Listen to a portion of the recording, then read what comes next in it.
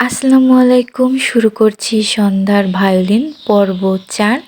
লিখেছেন বৃষ্টি ইসলাম। সারা দুনিয়া থেকে বিচ্ছিন্ন এক ঘোর লাগা অবস্থায় ওহু তাকিয়েছিল কেবল একজনেরই দিকে, উইনার রেসারের দিকে। তার চোখের পলকও পড়ল না, ঠিক দৃষ্টি দিয়ে হৃদয় পড়ার চেষ্টা। এক অজানা ঘোর তাকে আচ্ছন্ন করে ফেলেছিল। এ এক রুদ্র স্পর্শ, যেখানে চিন্তা থেকে থেমে যায়, মন স্তব্ধ হয়ে যায়, কেবল অনুভবের গুঞ্জন বেজে ওঠে। সেই মুহূর্তে উহু চোখে চোখ রেসিং বাইকের উপর স্থির হয়ে বসে আছে এক পুরুষ। সেই পুরুষ নিজে হাতে হেলমেট খুলছে, ধীর ভারী ভঙ্গিমায়, কাঁপন তুলে হৃদয়ে। বিজয়ের পর মুখাবরণ খুলেছে, পরক্ষণেই হেলমেটের নিচ থেকে বেরিয়ে এলো ঘামে ভেজা এলোমেলো আন্ডারকাট চুলগুলো, যা কপালের উপর পড়ে এসে অলক্ষ্যে তৈরি করলো কপালে ঘামের চিকচিকে বিন্দু, আর উষ্ণ নিঃশ্বাসে ঘেরা মুখ। ওহুর দৃষ্টি আটকে গেল তাতে।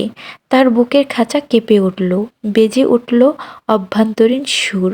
শ্যামবর্ণের সেই পুরুষ, কোনো রূপকথার প্রতিমূর্তি, প্রতি এক অলৌকিক আকর্ষণ জন্মালো উহুর মধ্যে। তার চোখ দুটো হয়ে পড়ল বন্দি, এক অনিচ্ছুক আগন্তুক। উহু চোখ ফেরাতে পারল না, চাইতেও। সেই পুরুষের শরীর জুড়ে ঘামের রহস্যময় প্রলেপ। ঠিক বোঝা যায় না সে কতটা ক্লান্ত, কারণ তার আত্মবিশ্বাসী বসে থাকা ভঙ্গি কোনো দুর্বলতার স্বাক্ষর বহন করে না। কোনো রেসিং স্যুট তাকে করে তুলেছে আরও রহস্যময়, আরও সুদর্শন। গালে খোঁচা খোঁচা চাপদাড়ি আরও বাড়িয়ে দিয়েছে আকর্ষণ।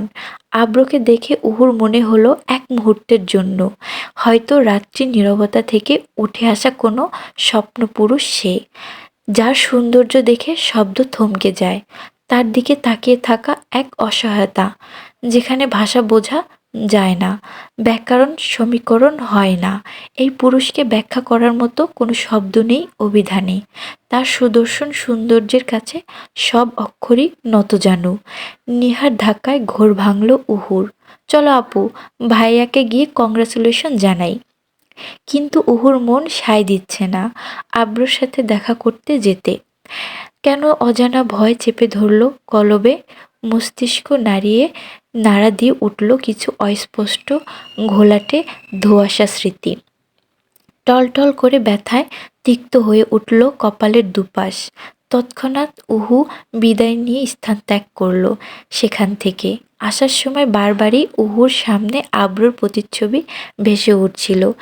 ব্যথা আর তীব্রতর হচ্ছিল, যেন এই চেহারাকে সে খুব ভালো করেই জানে, তার অন্তরিন্দ্রিয়। খুব পরিচিত সে, তবে উহুর কিছুই মনে পড়ছে না। সবটা ঘোলাটে প্রতিচ্ছায়া, ঘোলাটে স্মৃতি। সকলেই কংগ্রেস জানিয়ে গেল আব্রকে। নিহা, আসিফ, সিফা আবদার জোরালো আব্রোর নিকট তাদের ট্রিট চাই। আব্রো হাসি মুখে রাজি হয়ে গেল সবাইকে ট্রিট দিতে। হঠাৎ আশা বলে ওঠে, কিরে উহু কোথায়? তোদের সাথে না দেখেছিলাম। জবাব করল আসফি, উহু মহলে চলে গেছে, মাথা ব্যথা করছিল নাকি প্রচুর। জবাবে আব্রো কিছুই বলল না, চুপ করে রইল পূর্বের খানমহল। সবাইকে রেখে একা মহলে ফেরায় সবাই চমকালো। প্রশ্ন ছুড়ল উহুর আম্মিজান, তুই একা আসলি যে, বাকিরা সবাই কোথায়? উহুর স্পষ্ট জবাব, গম্ভীর স্বরে, ভালো লাগছিল না, মাথা ব্যথা করছিল, তাই আমি আগে চলে এসেছি আম্মি। তারা সবাই আসছে পিছনে, বলে নিজের রুমে চলে যায় উহু। পরক্ষণে ফ্রেশ হয়ে নিল। আজকে তানহামিস আসেনি উহুকে পড়াতে। উহুই কল করে বারণ করেছিল আসতে। ঠিক তখনই সবাইকে নিয়ে একসাথে হই হুল্লো করতে করতে মহলে ঢোকে আব্রোর বাহিনী। হট্টগোল শুনে উহু বেলকনিতে গিয়ে দাঁড়ালো। নজর বুলালো কপালের এক পাশ চেপে ধরে সবাই মহলে চলে এসেছে, কিন্তু আব্রোকে দেখতে পেল না। আব্রো সবার আগেই মহলে ঢুকে গিয়েছিল। বেশ কিছুক্ষণ পর উহু মহলের নিচে নামলো ডিনার করতে। রাত প্রায় 10টা 30 বেজে গেছে। খাবার টেবিলে সকলেই ছিল, শুধু আব্রো বাদে। দুদিন পর সকলের সাথে মিলে খাবার খেলো উহু, তবে নীরবে সহিত। আজমল খান আব্রোর কথা জিজ্ঞাসা করতেই আলিয়া খান বলে, আব্র ঘুমাচ্ছে। ক্ষণিক বাদে নিহা আওড়ালো, উহু আপু, কাল আব্র ভাইয়া ট্রিট দিচ্ছে, তুমিও যাবে আমাদের সাথে? উহু সাত পাঁচ না ভেবে মাথা নাড়িয়ে সম্মতি জানালো, কিন্তু আদৌ যাবে কিনা তার সংশয়। খাবার খাওয়া শেষ উহুর। যখনই সিঁড়ি বেয়ে দোতলায় পৌঁছালো, আলিনা খান নিচতলা থেকে আওড়ালেন, কাল মহলে অনুষ্ঠান আছে, তাই সকলের কলেজ ভার্সিটি যাবতীয় কোচিং সব বন্ধ। উহু আলিয়া খানের কথা শুনল, তবে জবাব করল না। রুমে এসে শুয়ে পড়ল। ঘুম পাচ্ছিল না, তাই একটু ফোন ঘাটাঘাটি করে নিল। খানমহল মধ্য নিশীথ, চারপাশ অন্ধকারাচ্ছন্ন। আমাবস্যা নেমে এসেছে বোধহয় ধরণী জুড়ে। শিশির লুকিয়েছে মেঘকুঞ্জের গহীনে। মাঝরাতে ঘুম থেকে সজাগ হলো আব্র। নিভু নিভু দৃষ্টি মেলে চাইল। পালঙ্ক ছেড়ে বসলো আধশোয়া থেকে। দেয়ালে ঝুলে থাকা টিং টিং আওয়াজ করা ঘড়ির দিকে নজর বুলালো। পরখ করলো রাত 1টা বাজে। আওড়ালো অন্তরালের মহলের সবাই খাবার খেয়ে ঘুমিয়ে পড়েছে বোধহয়। আব্র রুম থেকে টেবিলের উপরে রাতের খাবার রেখে গেছে আলিয়া খান, কিন্তু আব্র এখন খাবার নয়, সিগারেটের প্রয়োজন। যার দারুণ পা বাড়ালো বেলকুনির দিকে। পকেট থেকে সিগারেট বের করলো, জ্বালাবে। পরক্ষণেই দেখলো লাইটার নেই সাথে। বেলকুনি থেকে বেরোলো, রুমের অন্দলে আসলো, টেবিলের পানে পৌঁছালো, লাইটারটা হাতে নিল, পা বাড়ালো বেলকুনির দিকে। হঠাৎ পদাচরণ রুদ্ধ হলো, পিছন ফিরল, ভ্রুকুটিয়ে কুঁচকালো। টেবিলের উপর থেকে ফোনটা হাতে তুলে নিল। মাত্র কেউ মেসেজ করেছে। নোটিফিকেশনের টুং শব্দ আব্রর কানের গহীনে পৌঁছালো। কৌতূহলবশত আব্র ফোনটা হাতে নিল। মেসেজ চেক করে কিছুটা ঘাবড়ালো।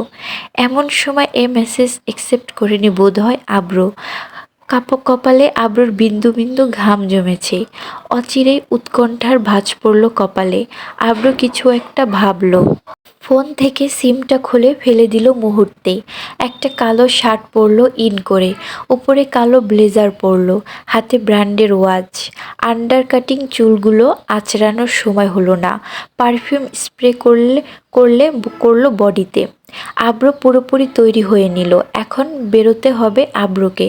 সাথে নিল পাসপোর্ট এবং দরকারি কিছু জিনিসপত্র। কারের চাবি নিতেও ভুলল না সাথে। কিন্তু আব্র হঠাৎ এত রাতে যাচ্ছে কোথায়? আব্র তার কক্ষ থেকে বেরিয়ে নিঃশব্দে নিচে নামছে অন্দরমহলের। সবাই ঘুমাচ্ছে বোধহয়। আব্র মোটেও চায় না কেউ এখন সজাগ হোক, যার দরুন আব্রকে যেন কোনো প্রশ্নের মুখোমুখি না হতে হয়। আব্র অন্দরমহলের মেইন দরজায় আস্তে আস্তে খুলল। কোনো বিকট শব্দ যেন সৃষ্টি না হয়। অন্দরমহল থেকে বেরিয়ে পুনরায় বাহিরের থেকে দরজা লাগিয়ে দিল। আব্র গাড়ির ভিতরে বসবে, ঠিক তখনই এক অদৃশ্য টানে চোখ আটকে গেল কোথাও। তড়িৎ গতিতে ঘাড় ফিরিয়ে পেছনে ফিরে তাকালো আব্র। কপালের মাঝ বরাবর ভ্রুজোড়া কুঁচকে উঠল। বিস্ময়ের তীব্র রেখা ফুটে উঠল মুখ জুড়ে। আব্রর দৃষ্টি গিয়ে স্থির হলো মহলের দোতলার এক বারান্দায়। নিশুতি রাতে মহলের বাইরে টিমটিম বাতির আলোতে আবছাভাবে ফুটে উঠেছে রহস্যময় অবয়ব। কারো উপস্থিতি নিঃশব্দহীন এই রাতের আকাশে। অশরীরী হয়ে দাঁড়িয়ে আছে সে। বাল্যকনির প্রান্তে স্থির সেই ছায়ামূর্তি। আব্রর চোখ অনড় হয়ে আটকে গেল সেখানে।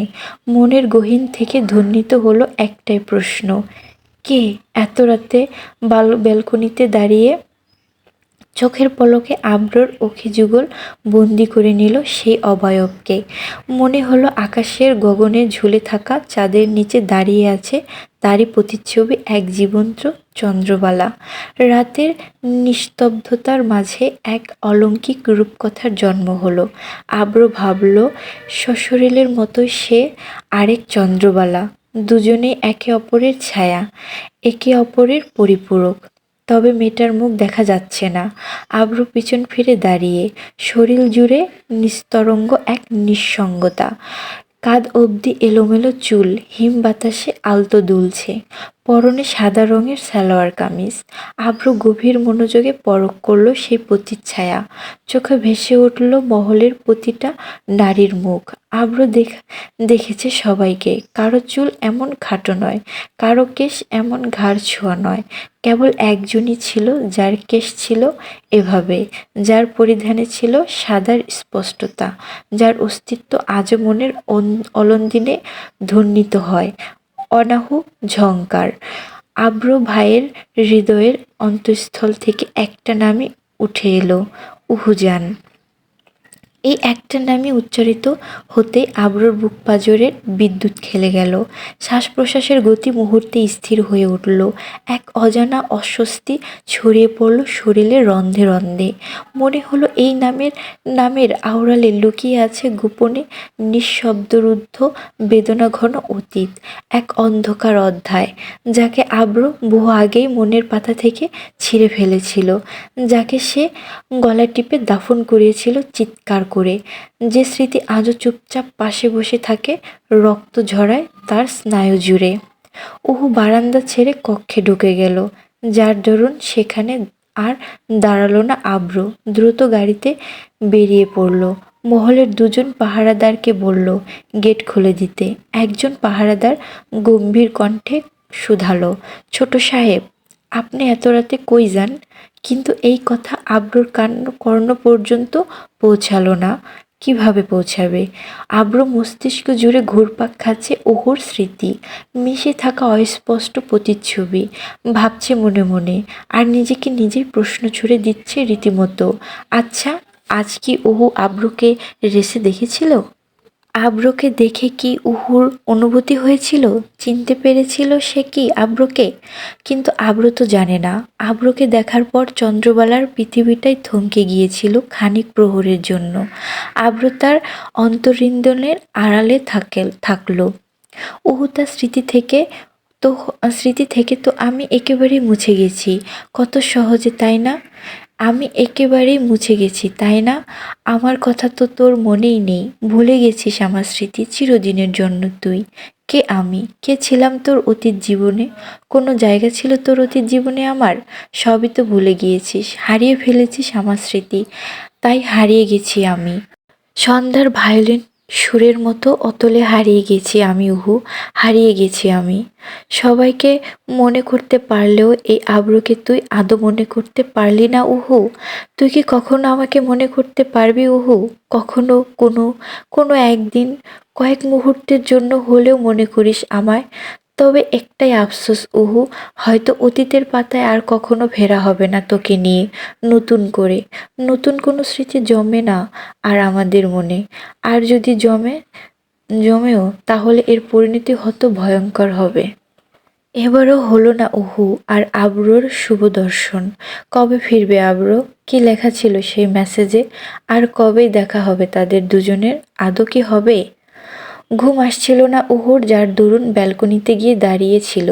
উহুর যখন ঘুম আসে না তখন উহু ব্যালকনিতে গিয়ে দাঁড়িয়ে থাকে, রাতের সৌন্দর্য আলপন করে। মহলের বাগান থেকে ভেসে আসা ঝিঝি পোকার ডাক উহু কান পেতে শোনে। অস্বস্তিকর অনুভূতি হচ্ছে উহুর, কিন্তু কি কারণে সেটা উহু জানে না। অনেক রাত হয়ে গেছে বিধায় ব্যালকনি থেকে নেমে আসে বিছানায় গা এলিয়ে দিল। দুজনে দুপ্রান্ত থেকে একে অপরের কথা ভাবছে, কিন্তু কেউ সেটা জানে না। উহু জানে না যার প্রতিচ্ছবি ভেবে অস্বস্তি অনুভব করছিল সে একটু আগেই তাকে স্মরণ করেছিল। আব্রও জানে না, সে যখন উহু স্মৃতির কথা ভাবছিল তখন উহুও তাকে স্মরণ করেছিল। একজন অশান্ত মন নিয়ে অন্যজনের কথা স্মরণ করতে করতে ড্রাইভিং করে চলছে, অন্যদিকে আরেকজন তার কথা ভুলে তাকে ঘুমানোর চেষ্টা করছে। দুজনের মনই উতলা। রাত পেরিয়ে ভোর, সকালের সূচনা হলো। ভোরের সকালে উহুর ঘুম তন্দ্রা ছুটে গেল চেঁচামেচিতে। পালঙ্ক ছেড়ে উঠল, কপালের দুপাশে চেপে ধরলো, পা বাড়ালো নিচতলার দিকে। নিচতলা পৌঁছাতে পরখ করলো আজমল খান পাহারাদারদের সাথে রাগারাগি করছেন। ও অন্দরমহল পেরিয়ে বাইরে গেল, দেখলো সবাই একসাথে সেখানে জড়ো হয়েছে। একজন পাহারাদারের অকুতি ভয় কণ্ঠস্বর ভেসে আসছে, বড় সাহেব, আমিও তো ওনারে জিগাইছিলাম কই যায়, উনি তো আমারে কথার কথা কোনো উত্তরই দিল না। আমি তো ভাবছি ছোট সাহেব সকালের মধ্যে চইলা আসবো। আজমল খানের কর্কশ কণ্ঠস্বর। আব্রু যখন গাড়ি নিয়ে বেরিয়ে গিয়েছিল তুমি আমাকে জানাওনি কেন? অহু বুঝতে পারল আব্রু মাঝরাতে কোথাও গাড়ি নিয়ে বেরিয়ে গেছে, তাই বড় জেঠু রাগারাগি করছে। আজমল খান আব্রুকে একের পর এক ফোন দিচ্ছে, কিন্তু আব্রু ফোন বন্ধ। অনলাইন অফলাইন কোথাও আব্রু নেই। আশরাফ আজমল খানকে সান্ত্বনা দিয়ে মহলের ভিতর নিয়ে গেল। উহু চলে গেল তার রুমে ফ্রেশ হতে। সকাল ৯টার দিকে সবাই মিলে নাস্তা করতে বসলো। আজমল খান ব্যতীত তিনি অনেক রেগে আছেন আব্রুর এরূপ কাণ্ডে। খাওয়া শেষ করে উহু, নিহা এবং আশফি মিলে ছাদে চলে গেল আড্ডা দিতে। সিফার এক্সাম চলছে, তাই ভার্সিটিতে যাবে। আড্ডার মাঝখানে নিহা বলে উঠল, আচ্ছা আব্রু ভাইয়া কোথায় গেছে? রাতের মধ্যে চলে আসবে তো? আমাদের ট্রিটটা যেন মিস না হয়। উহু ঠোঁট উল্টিয়ে উল্টিয়ে বুলি ছড়ল, তুই এত পেটুক হলি কবে থেকে নিহা? পরক্ষণে আশফি সংলাপ করে উঠে উদ্বিগ্ন হয়ে, আচ্ছা ওহো, তুই কাল রেস পুরো শেষ না করে চলে আসলি কেন? ওহো আশফির প্রশ্নে হঠাৎ ঘাবড়ে গেল। তেমন কিছু না, মাথা ব্যথা করছিল তাই। অনেকক্ষণ আড্ডা দেওয়ার পর সবাই চলে গেল নিজ নিজ রুমে। আব্রু ইংল্যান্ডের ফ্লাইট থেকে নামলো সবেমাত্র। চেকিং শেষে সামনে পা বাড়াতেই দেখলো জিসা আর ডেভিড আব্রুর জন্য দাঁড়িয়ে অপেক্ষা করছে। ডেভিড আব্রুর পার্টনার। তারা লন্ডনের একটি অ্যাপার্টমেন্টে থেকেছে। আব্রুর সামনে এগিয়ে এলো। তাদের সন্নিকটে যেতেই ডেভিড জড়িয়ে ধরে বলল, হে ইয়ার, what's up? There was no problem coming?